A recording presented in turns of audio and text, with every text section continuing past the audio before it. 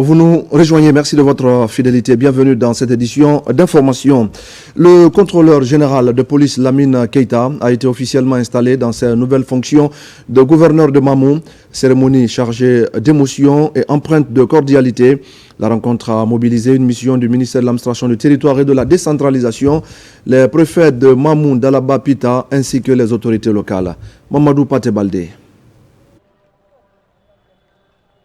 Près de 4 années passées à la tête du gouvernorat de Mamou, le colonel Ali Badra Kamara a passé le témoin au gouverneur entrant, le contrôleur général de police Lamine Keita. Cérémonie pleine d'émotion et d'empreinte de cordialité, l'occasion aura été opportune pour le gouverneur sortant de féliciter son homologue pour la confiance placée en lui par le chef de l'État, le général d'armée Mamadi Doumbouya, avant d'exhorter les cadres à lui apporter tout le soutien nécessaire dans l'exercice de sa mission. Durant mon séjour, nous avons encore accompli des avancées notables.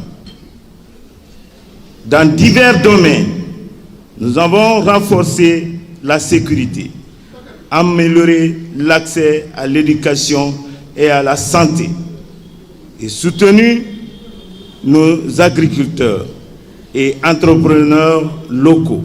En réponse, le gouverneur entrant a salué les efforts consentis par son prédécesseur en faveur des populations avant d'inviter les cadres et les fils de Mamou à appuyer la nouvelle équipe de la région dans la réalisation des actions de développement pour le bien-être des citoyens. La Guinée, notre pays, notre patrimoine, est un bien précieux et commun. Elle est une et indivisible. Nous devons préserver notre unité. Vous êtes l'âme et le cœur de cette région. Votre résilience, votre travail assidu, votre sens de la cohésion sociale, de l'hospitalité et de vivre ensemble constituent les fondations solides sur lesquelles repose le développement durable et harmonieux de notre pays. Durant l'exercice de sa mission à Mamou, le gouverneur sortant, le colonel Ali Badra Kamara, s'est fortement investi aussi à promouvoir l'autonomisation des femmes et jeunes filles, la promotion des jeunes, la consolidation de la paix et le vivre ensemble. Monsieur le gouverneur, vous avez été bien plus qu'un simple administrateur. Vous avez été un bâtisseur, un artisan de la paix et un fervent défenseur des valeurs d'humanité. Au nom du ministre de l'administration du territoire et de la décentralisation, le directeur général de l'administration du territoire et de la décentralisation a rappelé les rôles et les responsabilités des administrateurs territoriaux dans la gestion de leurs collectivités respectives. La nomination des hauts cadres de l'État, civils ou militaires, à des postes de responsabilité sont les prérogatives que la loi confère à Monsieur le Président de la République. Il nomme qui il veut, où il veut, au moment qu'il veut, dans son pouvoir discrétionnaire. Les bénéficiaires de ces hautes distinctions, je peux l'appeler ainsi, doivent mériter cette confiance en faisant preuve de loyauté, de fidélité, de disponibilité, d'engagement et de résultats pour la mission confiée. Après lecture du décret de nomination, du procès verbal des passations, suivi des bénédictions des sages de Mamou et des Zérikori et la remise des présents et des certificats d'honneur aux deux gouverneurs, le contrôleur général de police Lamine Keita a été officiellement installé dans ses fonctions de gouverneur de la région administrative de Mamou. L'ambassade de France en Guinée et en Sierra Leone vient d'organiser une soirée en l'honneur des femmes, mettant en avant les valeurs de la femme guinéenne. Cette soirée est co-organisée avec l'Association des blogueurs de Guinée. Certaines figures politiques et culturelles ont été invitées à prendre part à la cérémonie. Lancé Kamisoko. Devant un parterre de défenseurs des droits des femmes, l'ambassade de France en Guinée et en Sierra Leone célèbre la femme africaine, notamment celle guinéenne.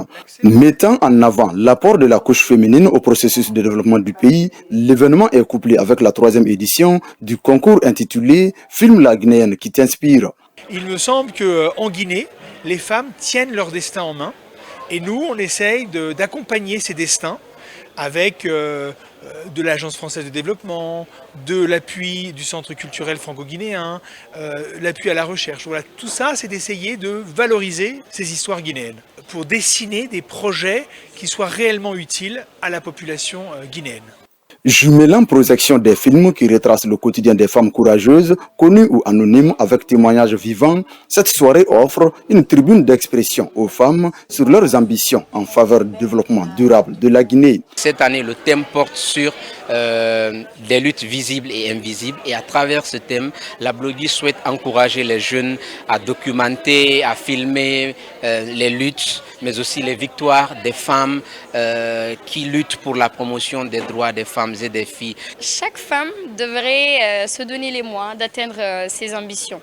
Travailler et ne surtout pas se laisser faire par la masculinité négative qui va essayer de leur faire croire qu'elles ne sont pas capables de travailler pour atteindre leurs ambitions. Elles ont totalement le droit d'aller à l'école, de travailler, de participer aux prises de décision. Cet exposé de talents féminins a émerveillé le public présent à ce rendez-vous franco-guinéen. Les présentations qu'elles ont faites, leurs réalisations, que ce soit en vidéo, que ce soit en recherche, que ce soit en entrepreneur, sont d'une inspiration qui doit pouvoir marquer toutes les jeunes filles et toutes les femmes de notre pays.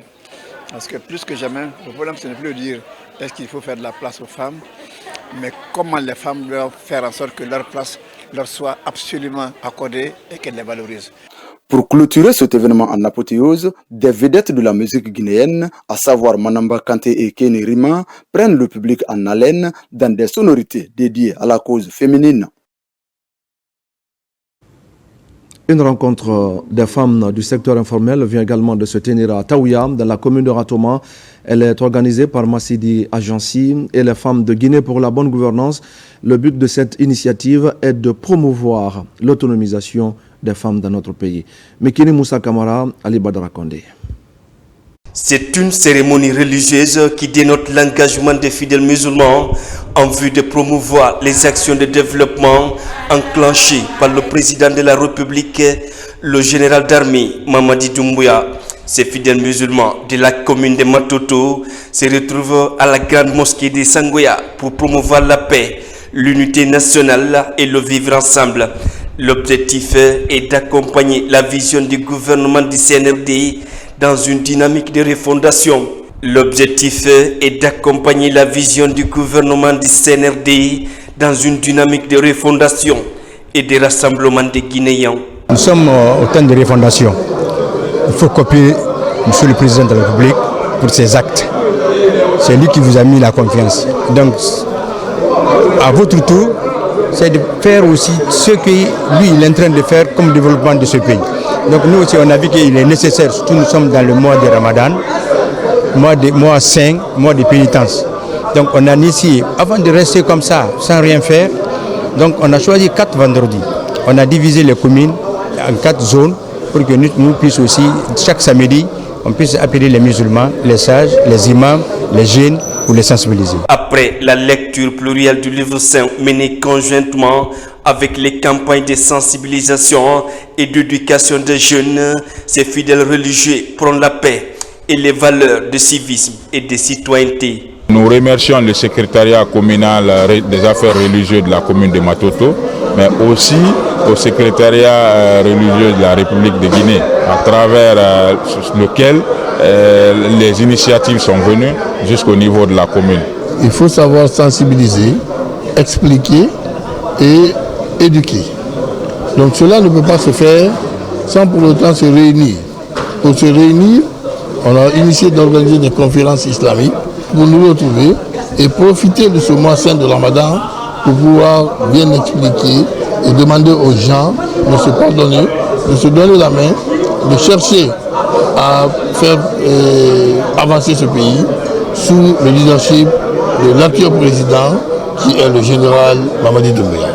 Cette conférence islamique organisée à travers les quartiers de Conakry traduit l'engagement des initiateurs à accompagner les actions de développement prônées par le chef de l'État.